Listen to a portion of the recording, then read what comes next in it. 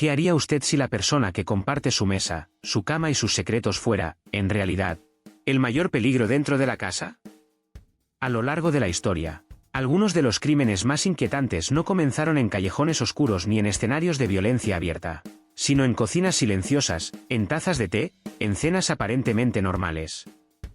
A ese patrón criminal se le conoce como viuda negra, mujeres que asesinan a personas cercanas, con frecuencia parejas o familiares, movidas por el dinero, la venganza, los celos o el deseo de controlar por completo la vida de otros. El nombre evoca a la araña famosa por eliminar al macho tras el apareamiento. Y aunque suene a ficción, este perfil ha dejado una huella real, extensa y perturbadora en expedientes judiciales, crónicas históricas y casos que aún hoy provocan una misma pregunta: ¿cómo se mata durante tanto tiempo sin despertar sospechas? La expresión viuda negra no nació en los tribunales, sino en la observación de la naturaleza. La analogía viene de una araña conocida por un comportamiento que, con el tiempo, se convirtió en símbolo de traición íntima y cálculo letal. En criminología, el término se utiliza para describir a ciertas asesinas seriales que suelen elegir víctimas cercanas, especialmente maridos, compañeros sentimentales o personas bajo su influencia directa. A diferencia de otros perfiles criminales más impulsivos o caóticos, aquí suele haber una lógica fría: obtener herencias, seguros, propiedades, acceso a cuentas bancarias o simplemente deshacerse de alguien que ya no resulta útil. No siempre actúan por una sola razón. En muchos casos se mezclan el interés económico, los celos, el rechazo, el resentimiento o la venganza. Y hay otro elemento especialmente inquietante: la confianza. Porque una viuda negra no necesita irrumpir en la vida de su víctima.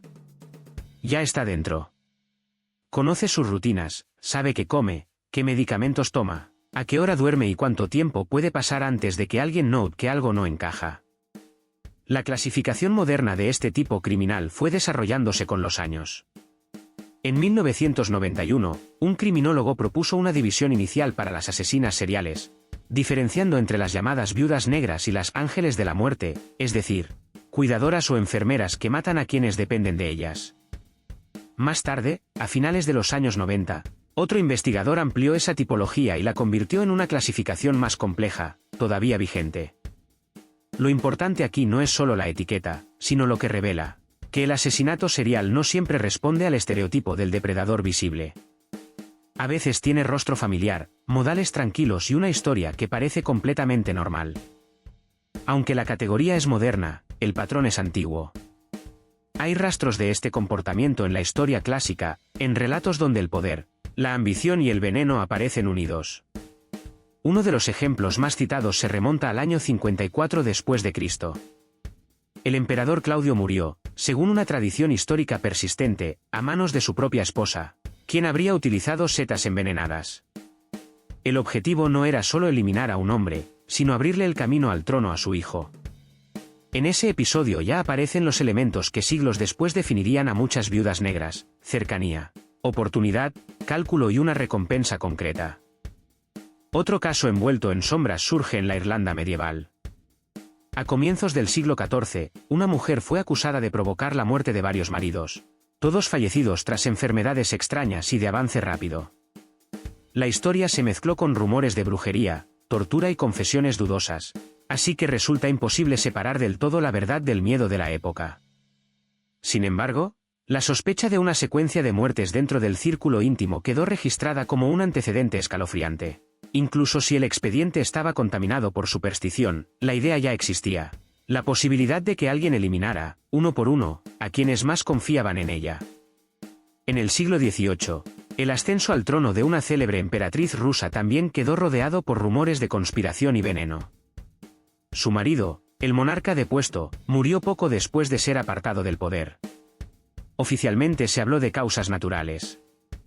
Pero con el paso del tiempo, rebeliones, testimonios y lecturas posteriores alimentaron la versión de un asesinato planeado. De nuevo, no se trata de una viuda negra en sentido estricto ni de una asesina serial probada. Pero el motivo se repite como un eco histórico: eliminar al compañero para asegurar poder, estabilidad o riqueza. Con los siglos, el método se volvió más reconocible. El arma predilecta de muchas viudas negras fue el veneno. Y no es difícil entender por qué. A diferencia de la violencia física abierta, El envenenamiento puede parecer una enfermedad. Convierte el asesinato en un deterioro gradual, confunde a médicos, calma a vecinos y permite que quien mata aparezca, incluso, como cuidadora dedicada. En tiempos en que la toxicología forense era limitada, una taza de caldo, una medicina mal dosificada o una bebida adulterada podían sellar una condena sin ruido, sin sangre y sin testigos directos. A comienzos del siglo XX, en Estados Unidos, una mujer se convirtió en uno de los nombres más oscuros asociados a este perfil.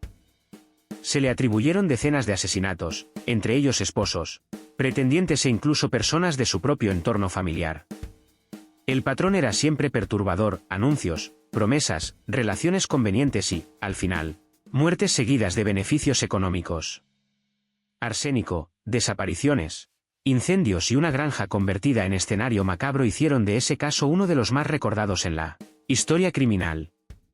No fue solo la cantidad de víctimas, sino la frialdad de un esquema repetido casi como una industria de la muerte. Poco después, otra mujer que dirigía un hogar para ancianos quedó bajo sospecha cuando varias muertes comenzaron a acumularse, demasiado cerca de su administración. Entre las víctimas también figuraban maridos. La combinación de confianza, vulnerabilidad y ganancia económica volvió a aparecer. Lo que a simple vista parecía cuidado y asistencia empezó a revelar un fondo siniestro: pólizas, herencias y pacientes que no salían con vida. El veneno, otra vez, actuaba como una sombra. Este patrón no se limitó a un solo país ni a una sola época. En Sudáfrica, una mujer fue ejecutada tras demostrarse que había matado a 2 maridos y a su propio hijo mediante sustancias tóxicas. En Bélgica, otra envenenó a amigas y parejas cercanas. En Australia, una mujer convirtió reuniones familiares y comidas compartidas en un terreno mortal, usando talio para deshacerse de varios parientes. En el Reino Unido, una envenenadora fue condenada por la muerte de 4 maridos en apenas unos años. Los escenarios cambian, pero la estructura es casi idéntica. La víctima baja la guardia porque no imagina peligro en quien le sirve la comida o le ofrece consuelo. Hay algo especialmente desconcertante en estos casos. A diferencia del asesino impulsivo, la viuda negra suele adaptarse. Puede esperar semanas, meses o años. Puede cambiar de ciudad, de círculo social, de pareja o de método. Puede aprender de errores previos. Y sobre todo, puede interpretar un papel. El de esposa devota. El de madre sacrificada. El de mujer golpeada por la desgracia, perseguida por una racha inexplicable de enfermedades y funerales. Ese disfraz social es una de sus mayores protecciones. En algunos expedientes aparece además un componente clínico. Ciertas asesinas seriales han sido asociadas al síndrome de Munchausen por poder, un trastorno en el que una persona provoca o simula enfermedades en alguien bajo su cuidado para obtener atención, simpatía o control. En sus formas más extremas, esto puede convertir a hijos o familiares dependientes en víctimas. Allí la motivación ya no es solamente económica. Es una necesidad retorcida de dominar la fragilidad ajena y de ocupar el centro del drama. Con el paso del tiempo, las viudas negras también comenzaron a diversificar métodos. Ya no solo veneno. En Afganistán, por ejemplo, una mujer conocida por la prensa local bajo un apodo macabro actuó junto con un amante y un familiar para atraer hombres, sedarlos, asesinarlos y deshacerse de sus cuerpos mientras revendían sus vehículos. En algunos países de América Latina surgieron casos en los que las víctimas fueron parejas sentimentales, taxistas o personas vulnerables, atacadas mediante estrangulamiento, puñaladas o sobredosis de medicamentos. Eso demuestra algo importante: la esencia del perfil no depende del arma, sino de la relación de confianza y de la ganancia buscada. Tal vez por eso este arquetipo ha fascinado tanto a la cultura popular. El cine y la televisión han retratado una y otra vez a la mujer seductora, calculadora y letal que mata al compañero para quedarse con su fortuna. Pero la ficción suele exagerar el glamour y simplificar el horror. La realidad, en cambio, suele ser mucho más gris. No siempre hay vestidos elegantes, ni mansiones, ni planes perfectos. Muchas veces hay deudas, resentimientos viejos, pequeñas pólizas, vidas ordinarias y una sucesión de muertes que al principio parecen casuales. Lo aterrador no es lo espectacular. Es lo cotidiano. El verdadero clímax en estos casos casi nunca llega con un crimen, sino con una sospecha. Un médico que nota síntomas repetidos. Un familiar que recuerda una comida concreta. Un agente que revisa certificados de defunción y encuentra una lista demasiado larga. Una exhumación. Un laboratorio. Y de pronto, lo que parecía una cadena de tragedias privadas se convierte en un patrón. Ese es el momento en que la máscara empieza a resquebrajarse. Porque una viuda negra puede aprovechar algo muy humano, la resistencia a sospechar de quien cuida, abraza o llora en un funeral. Cuesta aceptar que la misma persona que acompaña una cama de hospital sea quien provocó la enfermedad. Cuesta mirar hacia adentro del hogar y admitir que el peligro no venía de afuera. Esa negación social, muchas veces, prolonga la serie. Y quizá por eso estos casos siguen generando tanta inquietud. Nos obligan a cuestionar una idea profundamente arraigada, que la violencia letal siempre se reconoce a simple vista. No a veces llega disuelta en una bebida. Firmada en una póliza. Oculta detrás de una sonrisa paciente. La historia de las viudas negras no es solo la historia de mujeres que mataron. Es también la historia de sistemas que no supieron mirar, de familias que explicaron lo inexplicable y de contextos donde la intimidad se convirtió en refugio para el crimen. Al final, el término puede sonar casi literario, pero lo que nombra es brutalmente real. Desde relatos de la antigüedad hasta expedientes modernos, el patrón se repite con variaciones inquietantes.